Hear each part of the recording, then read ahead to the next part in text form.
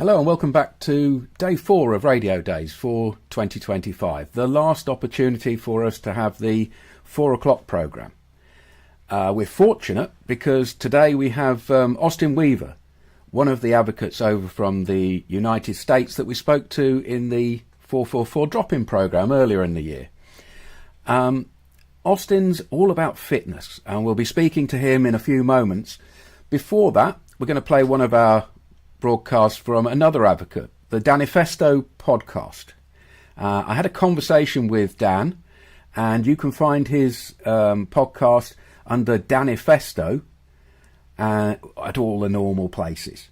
Let's listen to see what Dan has to say, and then we'll have a chat about it with Austin afterwards.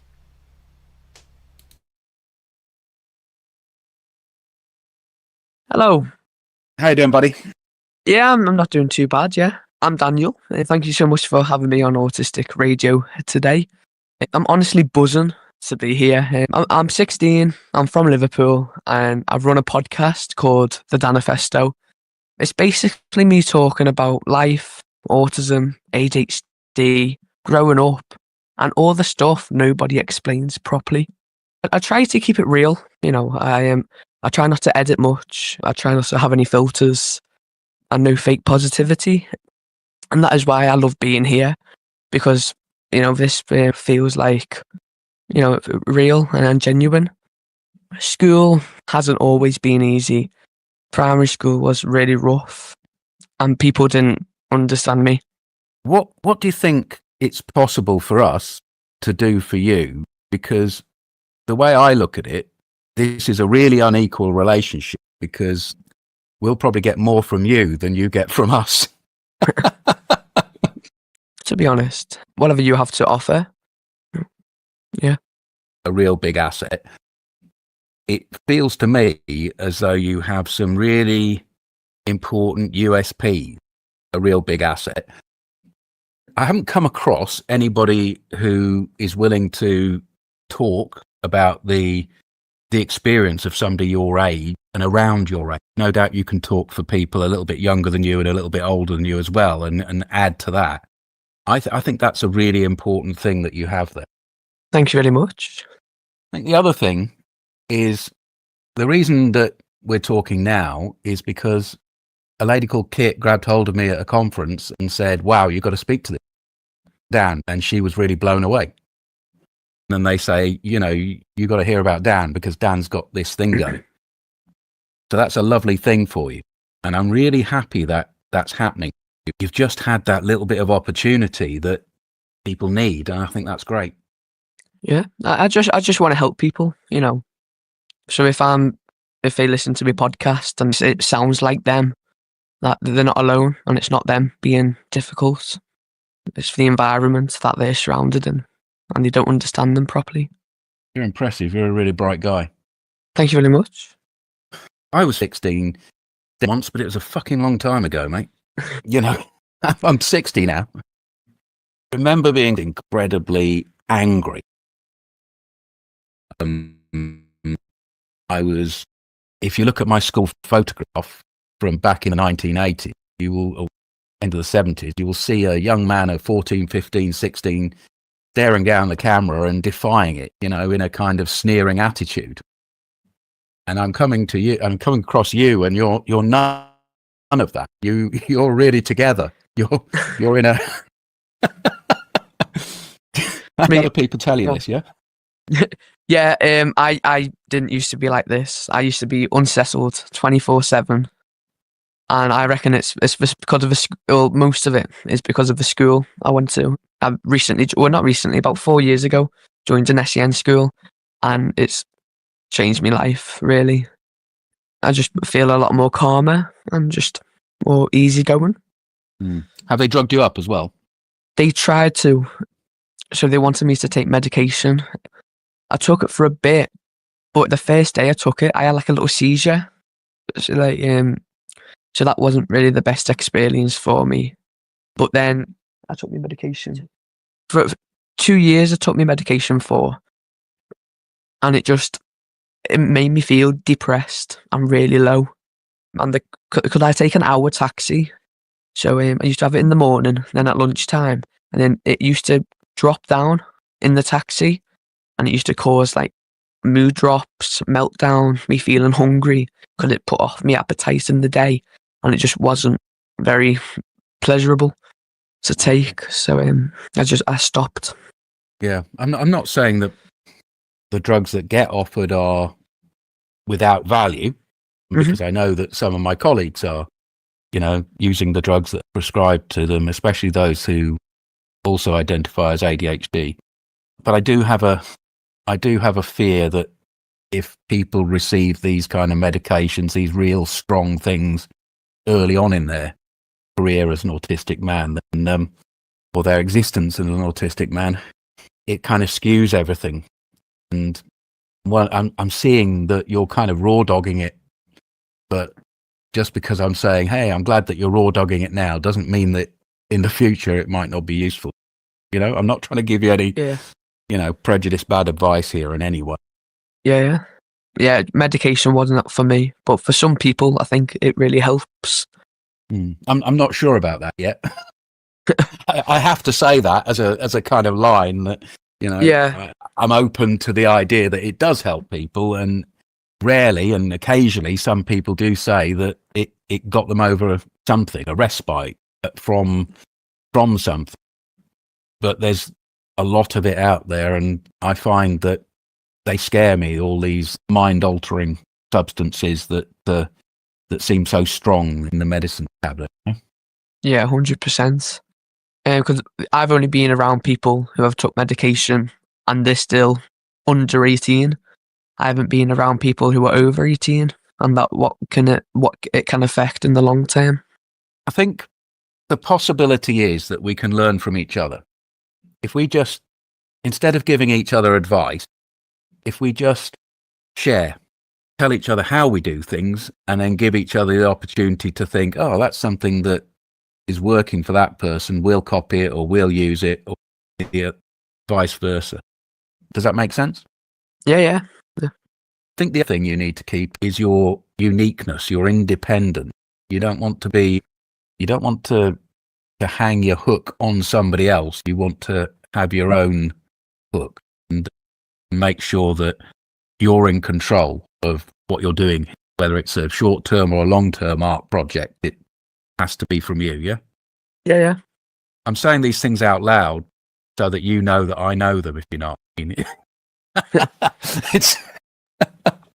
It's not telling you anything you don't know. No, yeah. Cool. What's your method so far? How do you go about things when you're thinking about a subject or a person to speak to? I don't honestly know. I just go in open-minded. Do you do a lot of research then? Bits and bobs. Just do a bit of research, do some points, and get some questions down. Yeah. My method's different because I don't do any research. No, you go in blind, yeah. I go in completely blind. It doesn't always work. There's a balance, isn't there? If you have somewhere to start from because you've done the research, that can, in some circumstances, mean people just follow a whole thing. But the other alternative of just going in and then following on from what the person said last and then just keep adding to the same theme can break down. So the middle way, I suppose, is to go in with some research and then adapt in the moment, go with the person. Is that kind of where you're aiming? Yeah, so when I go in, I normally have an iPad or something with like bullet points at the top. So it says like an intro, and then it's like a time management. So it's like intro and a bit about them, then a bit about me, and then when I can relate to stuff and that. So it gives me stuff to go from, and then I pick up from it. Yeah, I do it differently to that. I usually press the record button, and then I speak with the person until their voice warms up, until they're confident to speak out. That happens with a professional as well. And then I usually have framed something in that first bit that tells the listener who they are or whatever naturally. And then I introduce the person. and in a formal way. So then I say to them, and now I'll do an introduction for you. And I go off and I do the introduction, and then they speak from there. So hopefully when they speak from there, their voice is already warmed up and they're ready and they're used to it. But I will usually use something from before that, like an outtake. So the listener, when they hear us, they kind of think, oh, they're just talking amongst themselves. And then, quick, what are they on about? And then it's introduced. So that's a difference. That's a different way of doing it. But originally it annoyed most of the people it worked with because it wasn't conventional. Yeah, because I normally, if let's say I'm doing someone, I do a bit of research, or I have in my head or on paper what they do as a job, so I can ask them questions about it and make conversation with it. Okay. Right. Well, I'm going to do an introduction to you now, and I'm going to suggest that we make a podcast about you and about your podcast, and we send people in your direction. Does that make sense to you? Yes, it does. Let's go for it. Amazing. Ready when you are. Oh, remember that this is all edited. So okay. If you start a sentence and you realise you should have started it somewhere else, just stop. Allow me to cut that bit out and then say the thing again, and do it as many times as you like. Amazing, yeah. Yeah, and also if the dog barks in the background or something and you hear it, or you do something like I've just done, rewind, start the sentence again, so I can just cut the bit out with the coughing. Yeah, it's not amazing. It's not a normal conversation; it's a constructive conversation. And the other thing is, you will hear me go silent, possibly for 4 seconds, possibly for 30 seconds, but that's just me thinking. That just bear with it. Yeah. Yeah. How is it going to work? Or are you going to ask me questions, or are we just going to have a conversation with it? We're just going to see what happens. All right. Hello and welcome back to Autistic Radio. It's lovely when you come across a new voice, a new autistic voice that is saying something different about the experience of autism from what we can do on our own. And one of those new voices is Dan. Dan of the Danifesto. Dan has a new podcast that covers areas that are hazy in the past from me. School days, being young, being free, being out there, being autistic and young. Welcome to Autistic Radio today. How are you doing, mate? I'm doing amazing, yeah. Thank you so much for having me. I'm honestly buzzing to be here, yeah. Well, it's exciting to know that your voice will be out there and other people will be hearing you. And some of those people out there are going to be surprised that you're such a young person. I'm Daniel Evans. I'm 16 and I've proper struggled in school, and I just want other people my age who can relate to me and see if I can try and help them in any way. So, am I reading it right that the Danifesto is a way for a person at your age can speak to other people of your age who might identify with autism through your experience? Yeah, you are. I just want other people to get in contact with me if I can try and help them in any way, or I can get someone else who is knowledgeable in a type of area and then get someone else who needs help in that type of area and match them up.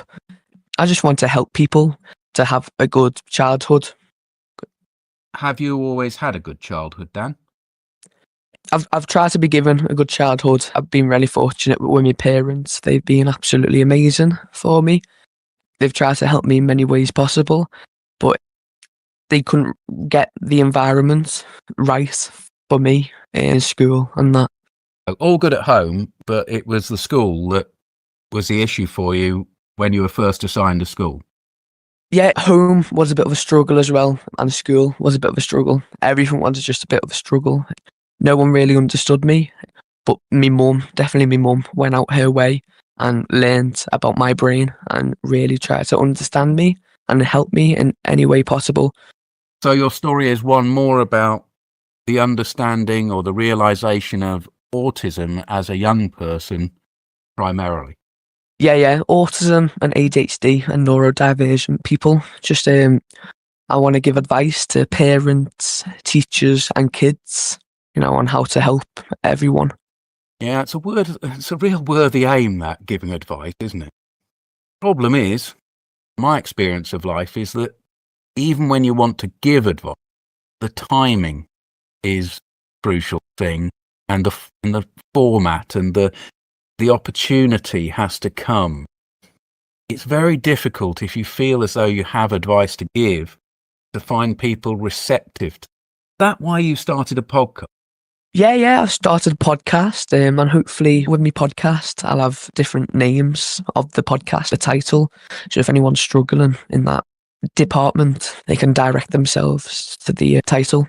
You're building up a library of experience on different subjects by speaking to different people. Are you finding the people receptive to come on your podcast and have that conversation? Do you find them easily? Some people come to me, and there's some people who I would like to reach out. I want to reach out to famous people to see if they'll try and I can build my fan base.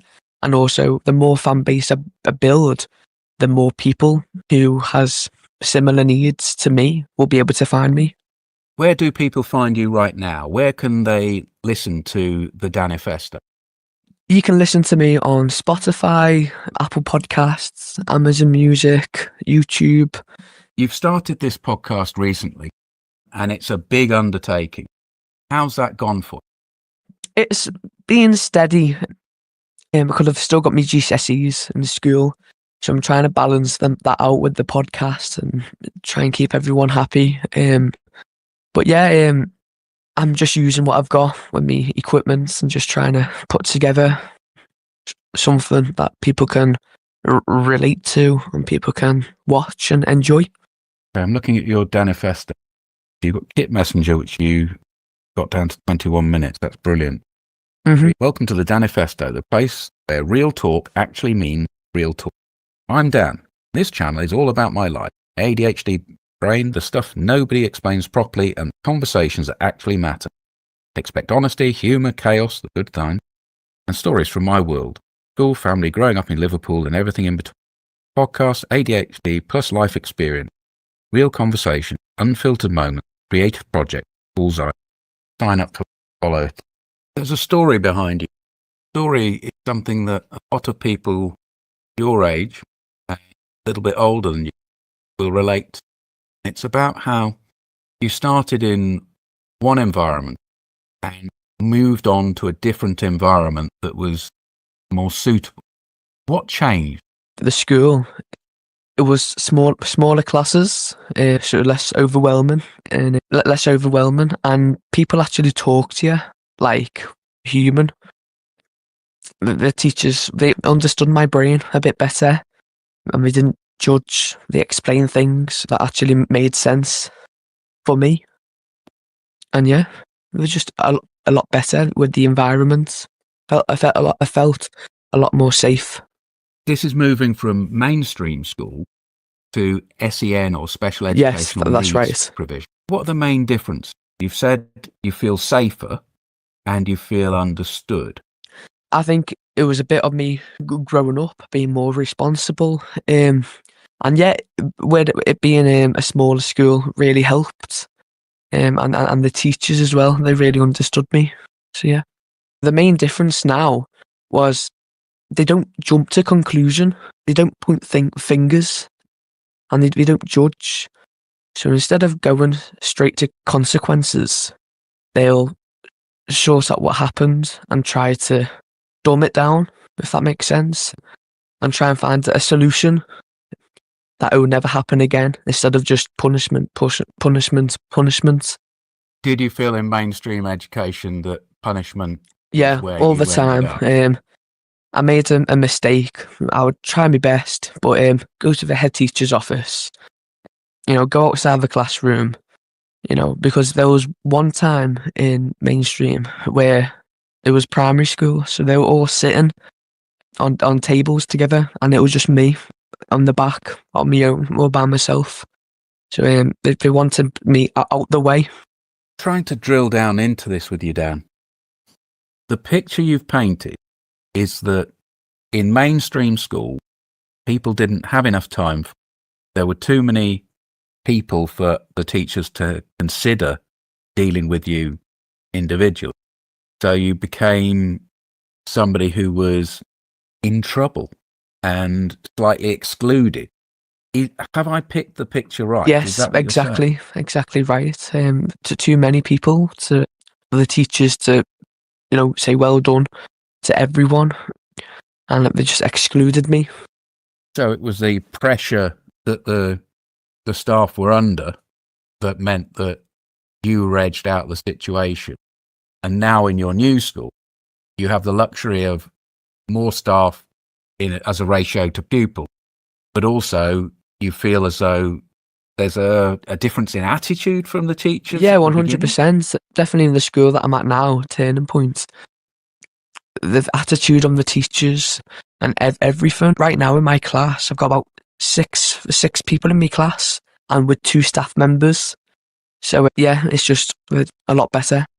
Do you think it would be possible to take some of the knowledge and attitude that comes from the people in this new school and insert it into the old environment with the same amount of pupils? Is that possible? Definitely. And that's what I'm trying to do with my podcast. Like if teachers came in with the right mindset and knew which people, to help, or that, not just excluding them and moving them to the side, I think it would just help everyone.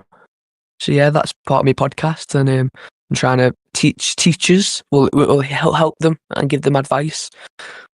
So you think a teacher listening to your podcast and listening to the authentic experience of somebody in your position might give them flashbulb moments of inspiration that they can take back to what is a less than ideal environment? Hopefully, yeah. Just with me talking and giving my experience, it might go, I just go straight to discipline, straight to go out the classroom, And also what really doesn't help in mainstream is there's hardly any motion breaks.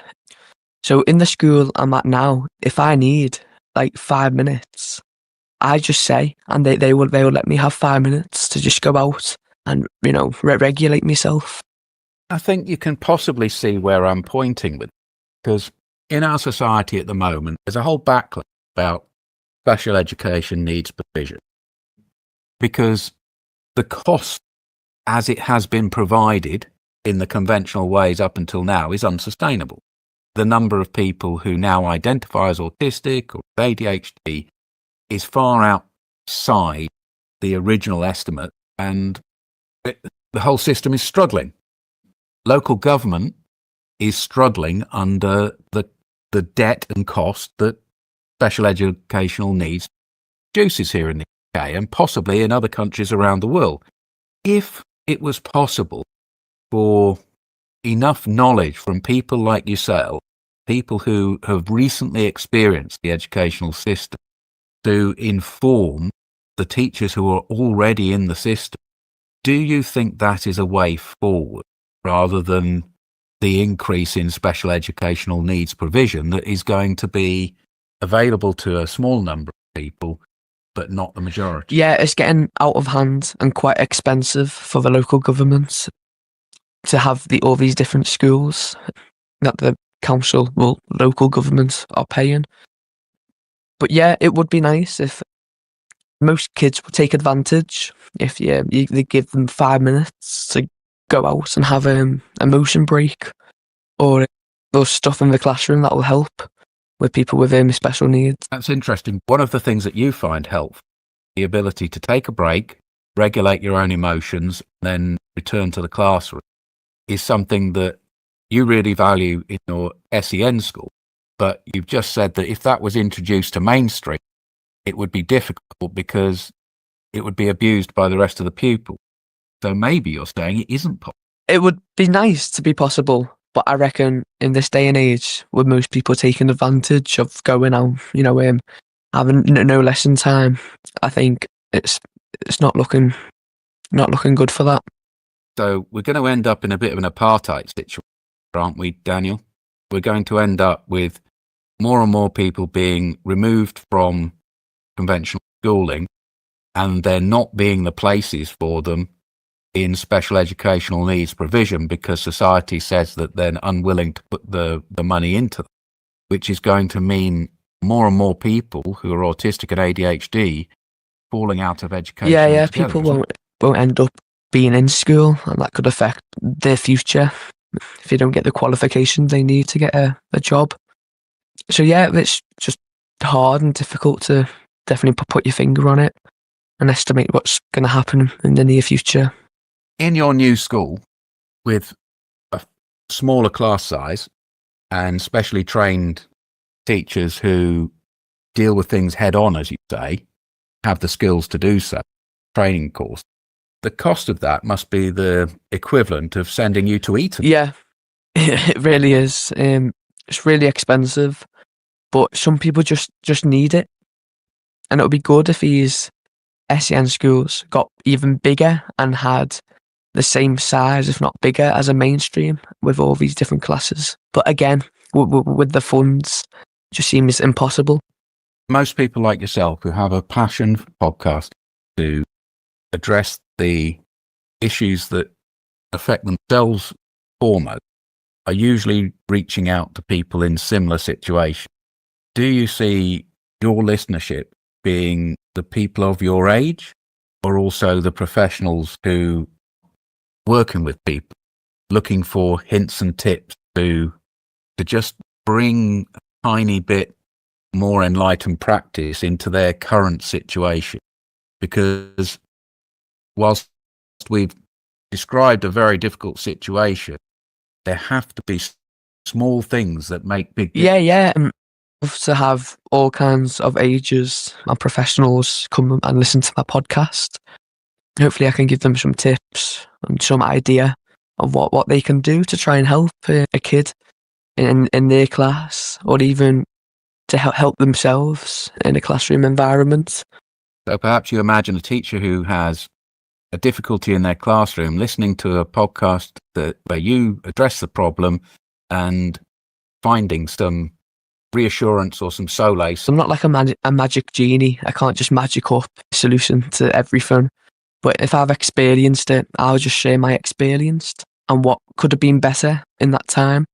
I can't promise that I'll fix everything, every problem, because I just can't. So if someone has a problem, they can message me or contact me in the podcast. And then if I've been through that, I can say, oh yeah, I've been through that. It's quite difficult. Or if I can't, if I haven't been through that, then I can try and find someone else who has, or try and redirect them to somewhere that they can get some advice from. Well, Daniel, I'm looking forward to hearing more from your podcast. I know that when I sent the link round to my colleagues, it has been listened to by us. Let's put a call out right now and say, if you are a young person around about Dan's age, a little bit older, a little bit younger, and you have an experience of the school system, either SEN provision or regular provision, contact Dan and have a word with him. Add your voices to Dan's project. What I think Dan will be doing over the next little while is recording the genuine, authentic thoughts of people who are in the system right now. And by listening, we can often find imaginative solutions that don't cost the world, that are just slight changes in accommodation, so that the kids who are autistic and ADHD in the mainstream and also in SEN get their best opportunity from life. Thank you, Dan. Thank you for coming and speaking to us about your project. No, thank you. A pleasure for having me. Yeah, thank you very much. Short Introductions 2 is sponsored by Coldpack, coldpack.co.uk. If you're a practitioner who needs cryotherapy for their patients as an osteopath, chiropractor, a physiotherapist, coldpack.co.uk has a solution for you, and we benefit here at Autistic Radio and Autistic Association from your purchase. In the same way that an end user could use the same website, everything you spend is a donation. We speak. Our words, we listen. We speak. Our words, we listen. We speak. Our words, we listen. We speak. Our words, we listen.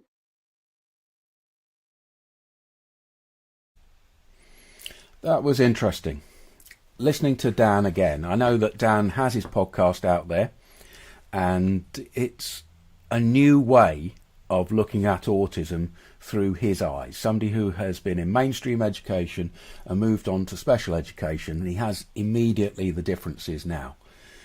So look out for the Danifesto and look out for other advocates. One of those advocates that we came across recently was Austin. Austin with double N. That's right. Austin, yep, 2N. Hey, Austin. Hi, mate. Hello. That's cool. Hi, fella. So you've arrived over from the United States for the broadcast here live on Autistic Radio Days. That's quite an ask of you, isn't it? Yeah, it sure is. Yep. I'm here originally from the United States. That's right.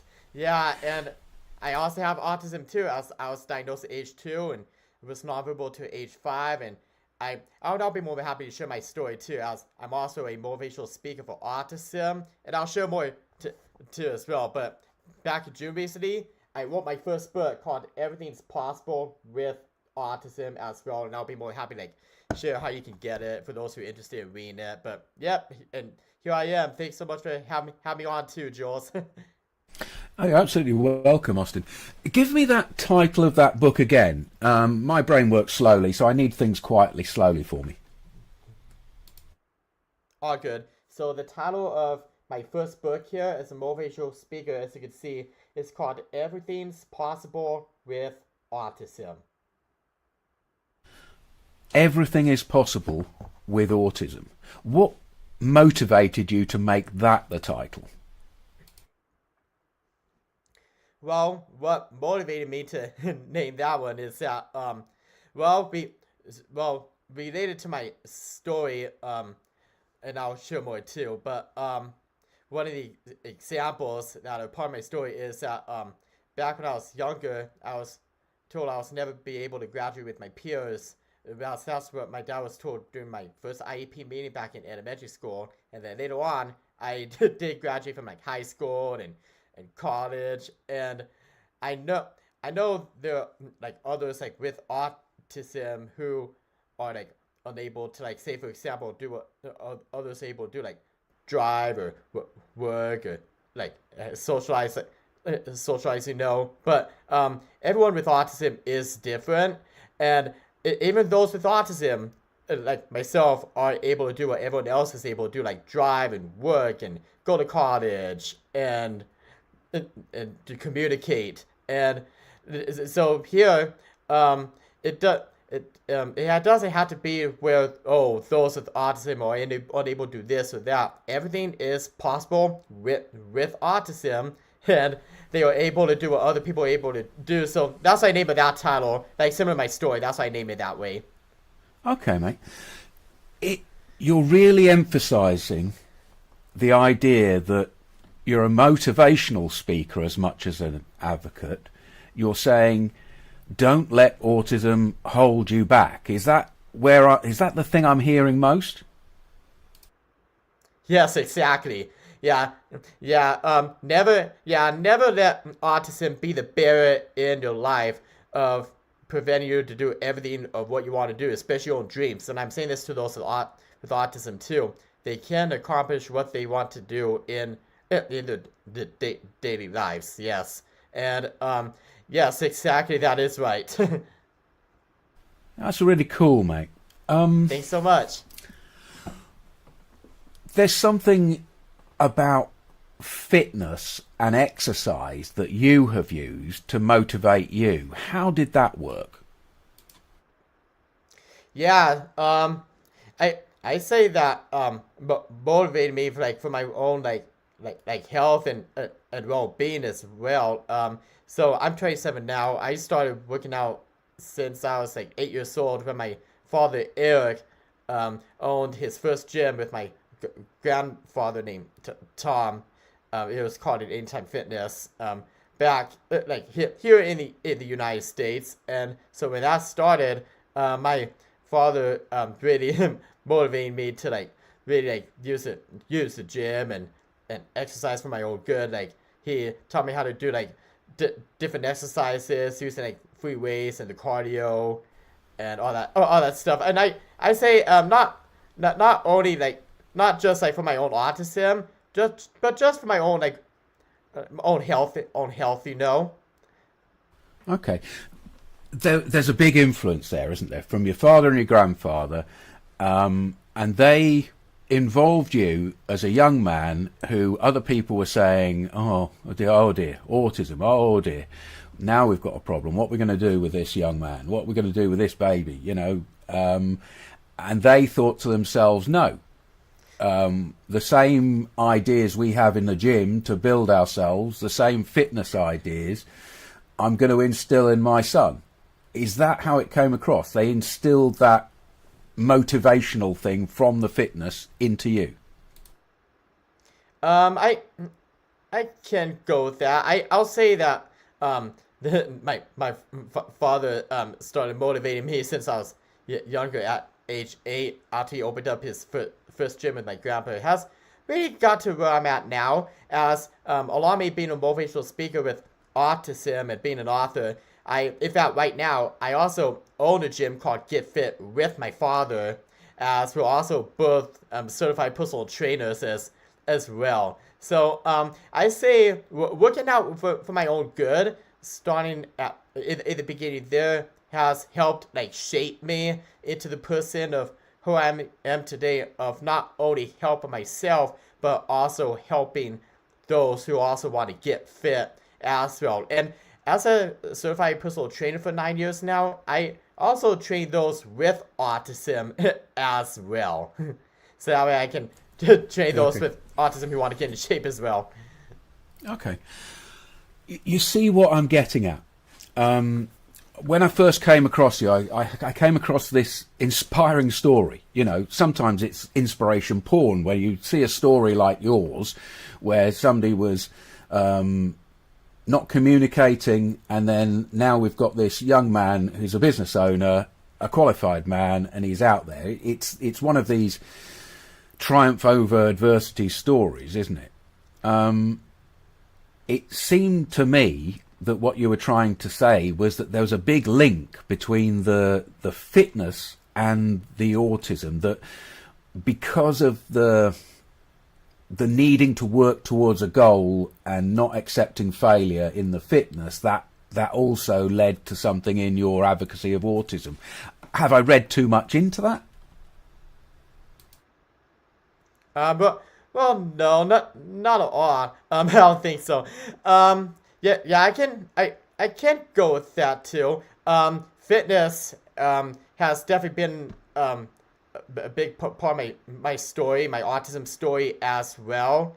Along with my father, Eric, once he got custody of me at age 5, he taught me how to speak as well by doing Hooked on Phonics with me every night, along with doing the Word and Puzzle of the United States with me, and him testing me on all the states and the capitals, and him putting me on a strict gluten-free and case-free diet, and he put me on different supplements as well to like teach me how to speak as well. But not only that, but back when I was like younger, like when I was a baby, I had like stomach like troubles too. So that's why I was placed on different supplements and the strict gluten-free and case-free diet as well. So along with the fitness, it was really like I say the main factor of my father like teaching me how to talk, you know, has helped me like overcome my like obstacles like with autism to help me get to where I'm at now, to where it has led me to become an advocate, along with being a motivational speaker for autism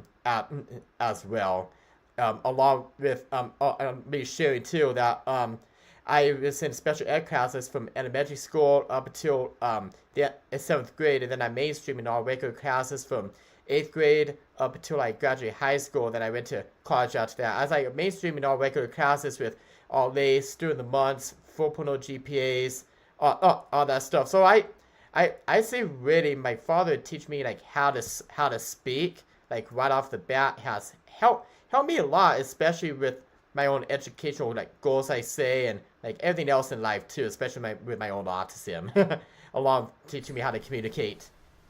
So it's been a real team thing. It's been the effort that you've put in yourself and to not accept other people's limitations, but there's also been that real big support from family, a team effort. It is, yes, definitely. It absolutely is a team effort with myself and my father, Eric. Yes, and a lot of him put me on a strict group in case if you die for 9 years from age 5 to 14. Yeah, diet, along with him teaching me how to talk, has helped me a lot with overcoming my obstacles, like with autism. Because I imagine if I wouldn't be placed on the strict group in case we die and him not teach me how to talk, you know, I wouldn't be like who I am or where I'm at today. And with that, like being like a great team effort, you know, same with those with autism, you know, I know they can't like help themselves to get to where they're at. All they gotta do is just like they can't lose hope, you know.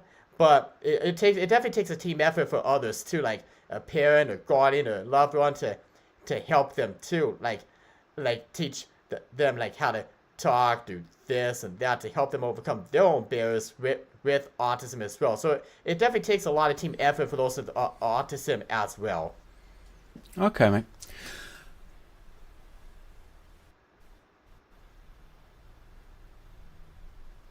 Is that the advice that you're giving now to an autistic person who feels that they have a weight upon them, that building a team and getting the communication with family is the way forward through communication, that learning of communication you've emphasized?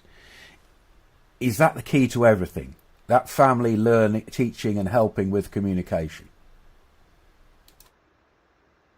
Yes, I would say it absolutely is. Yeah, yeah, like I said, a lot of team effort with the loved ones or even the family is definitely like a strong like effort to help them get to like where they want to be in life.